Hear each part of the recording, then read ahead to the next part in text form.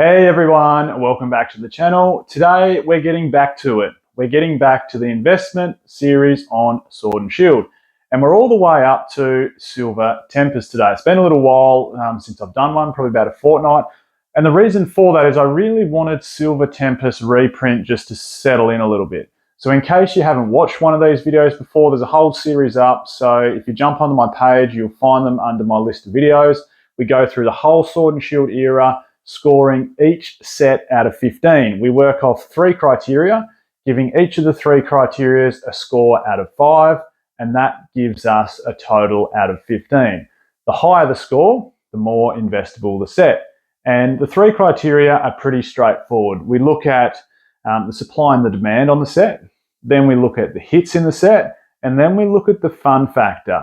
And I'll go into a little bit of a detail on sort of how we score as we go along. But I suppose without further ado, let's jump right into it. So the first scoring criteria, which is supply and demand. Now, supply and demand's a pretty easy one. What is the demand in comparison to the supply? And it's a really basic economic principle. Obviously, if demand is strongly outweighing supply for something, then generally we see a big uptick in price. So I think there's a couple of ways to sort of explore this. And before I do, I just wanted to talk you through the reprint because, to be quite frank, when it comes to Silver Tempest and Lost Origin and Crown Zenith, I wasn't overly wrapped, obviously from an investing standpoint, that all 3 of these sets have seen a reprint. Now, there's one thing that's on their favor in this, and in case you didn't know this, obviously from Sword and Shield to Scarlet and Violet, there's been an increase in the retail price on the product.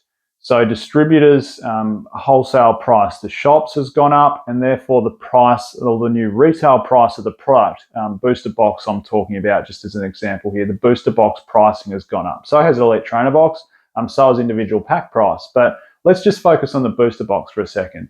So we've now seen a reprint for sets like Lost Origin and Silver Tempest, which are, of course, booster box sets. Crown Zenith doesn't get a booster box.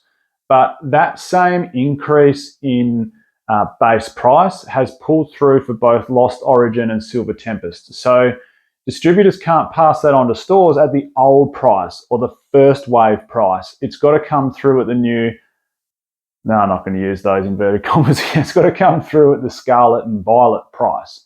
So as a result, I think it's sort of shielded a massive drop in these sets because typically when we're seeing a second or a third print wave for a set, we'll see a real downslope in booster box prices. So let's bring that up. So booster box price currently for a Silver Tempest booster box is $125.80. Now you can see about probably 6 to 8 weeks ago when it got its reprint, maybe even a touch more than that now, it was at a high of $146.38. So it's dropped back about $21 due to that reprint. So obviously when we're talking supply demand, there's some extra supply that's come on the market. But we haven't really seen that drastic drop down that maybe we could have expected if the wholesale price was still what it was before at Sword and Shield pricing compared to Scarlet and Violet pricing. So I think it's shielded the product. And you see the same with the Elite Trainer Box here, currently going for $38.10. Now, I suppose the booster box and Elite Trainer Box price when it comes to supply and demand is only part of the equation. The other thing that I like to have a little bit of a look at, and this probably isn't, there's no hard and fast rule with this, but I really like to look at the PSA pop report as well when it comes to supply and demand, because obviously there's the seal price, but there's also the single price as well. And as you can see, there's 56,000 already. This set hasn't even been out a year. 56,000 graded PSA cards for Silver Tempest. Now that is a massive amount. And if you look at the ratio, there's 33,308 of those which are PSA 10s. So nearly 2/3 of these cards are pulling through as a PSA 10. God, that's changed, hasn't it? Like, think about, here's an example, not even that long ago, XY Evolution's Charizard holographic. Like the ratio from 10s to 9s on that, or the ratio of 10s to every other graded population on that card, 9 and below, is bonkers. It's certainly not 2/3 10s. It's probably what, 5% 10s, maybe even less than that, have received 10s. So it's just crazy to think how quickly people send cards in to be graded these days. And I suppose also testament to the print quality. And obviously the number one graded card out of the set is that Lugia V Alt Art, 4,769 PSA 10s already. So print run / supply demand, the first criteria, what will we score that out of 5? I do strongly believe that if it didn't get this reprint, man, Silver Tempest would already be upticking and upticking hard. It's a shame it got that reprint from an investment standpoint.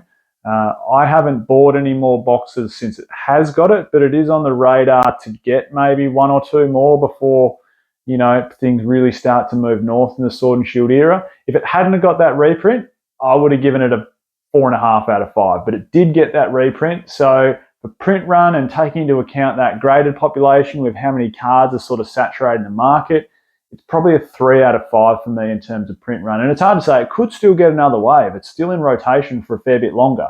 So that's why I sort of wanted to leave these later Sword and Shield sets with the investment score a little bit longer. But for me at the moment, subject to no more reprints, 3 out of 5 when it comes to supply and demand. Now, criteria 2, the hits. This is the big one because there's actually, there's a few nice hits in this set, but it maybe doesn't have the depth or the strength of maybe some sets like Lost Origin or Evolving Skies. The Trainer Gallery sitting inside there gives it some stronger, I suppose, hit rates, for lack of a better word. If we look at the top hits from the set, though, there's sort of, I suppose, one that is the clear standout, and then maybe 4 or so pretty solid hits. The big standout, of course, is this Lugia V. Have a look at that graph, though. I mean, this set, like I was saying, hasn't even been out 12 months yet, and we've dipped from, and it wasn't sustainable, of course, but a $400 raw card at launch, and it's currently sitting at $151.67. So poor Lugia V Alt Art has taken a massive slide since this set was launched. Second biggest chase card inside the set is the Rayquaza from the Trainer Gallery, currently sitting at $35.06. The third biggest hit from the set, and I really, really like this card. I also like the Candace Full Art Trainer card. That's also a really nice card, but the Serena at $29.80. And then the Rainbow Lugia V-Star being the fourth biggest hit from the set at $26.89. There's also a couple more alt arts. What have we got? We've got the Unknown, Regidrago, one more. I think there is only 4 alt arts in this set. It doesn't have the level of alt arts that, sets like Chilling Reign or Evolving Skies have in it. Now, speaking of Chilling Reign, I've added up. So the number of cards above $10, so I guess you'd call it sort of ancillary hits, not big hits in Silver Tempest, equates to 16. So there's 16 cards sitting above $10 US. Compare that to Chilling Reign, and hence why I said, speaking of Chilling Reign has about 58 or 60 cards now sitting above $10 US. So 16 cards in Silver Tempest versus close to 60 cards in Chilling Reign sitting above $10. Now hits, what are we going to score? What is the score out of 5? For me, it's lacking a little bit of depth at the top end. So depth in strong chase cards, like compare it to, and I shouldn't keep comparing it, but Evolving Skies or even a set like Chilling Reign, like depth on the big hits, or even Lost Origin, like you've got the Giratina and the Aerodactyl, at least you've got 2 big hits or 2 big chase cards, whereas you've really got just 1 big chase card in this set, which is that Lugia V. And I think it's also missing some depth in that sort of lower range, that $15 or $20 hit, with only 16 cards above $10 US. So without that depth and without the strength of some top tier hits, I'm not saying it's a bad set at all in terms of hits, but for me, again, it's a 3 out of 5. Now, the final criteria, the fun factor. So I suppose taking this into consideration, if you haven't watched any of the videos before, when we're talking fun factor, we're just talking about, what's the future going to look like for this set as a collectible, and B, something that people want to rip open, stream, show off, showcase, open on YouTube or other forums. you know, how good is it as a fun factor? And when you're looking at it as a display, I think the Elite Trainer box isn't too bad. It's not my personal favourite from Sword and Shield era. It's not a bad looking display piece. Middle of the range for me for an Elite Trainer box. Compare it to the booster box, I think that's a really, really nice looking display piece. The Silver Tempest, where are we? I don't know if you can catch it in the screen, but it's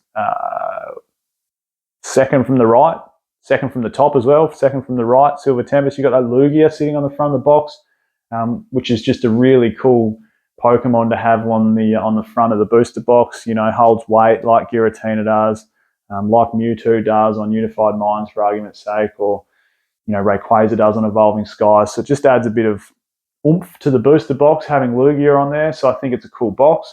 In terms of people wanting to open this set, you know, the trainer gallery adds strength to that fun factor because you get those pull rates pulling through as an opening factor. So, you know, I don't think it's a bad set in terms of a fun factor. Pretty good display piece and going to be pretty fun to open in the future with the trainer gallery and also that Lugia. Like that is it is a big chase card. There's no doubt about it. So I'm going to have to give it a 3.5 out of 5 when it comes to fun factor. Now, if you haven't added those up, 3, 3, 3.5. When I went to school is 9.5 out of 15. And so basically, 2/3. It's 2/3 of the way there. It's a 66% set almost. And, you know, it sort of rings true because it's not an S tier set like something like an Evo Skies. But it's certainly not a bottom dweller like something like Darkness Ablaze or Rebel Clash, for argument's sake. So I think, you know, 9.5 from my mind is sort of where it sits as an investment possibility. What do you guys think? What would you score it out of 15? What's coming up next? We've got one last Sword and Shield set, which is the final holiday set, the final English set with yellow borders. We've got Crown Zenith coming up, so stay tuned for that. I'll probably do that inside the next fortnight, I reckon. But again, drop me a comment down below. What do you score this set, Silver Tempest, out of 15? Thanks again, everyone, for watching. I'm Michael. This is Pokey Oz. Catch you next time.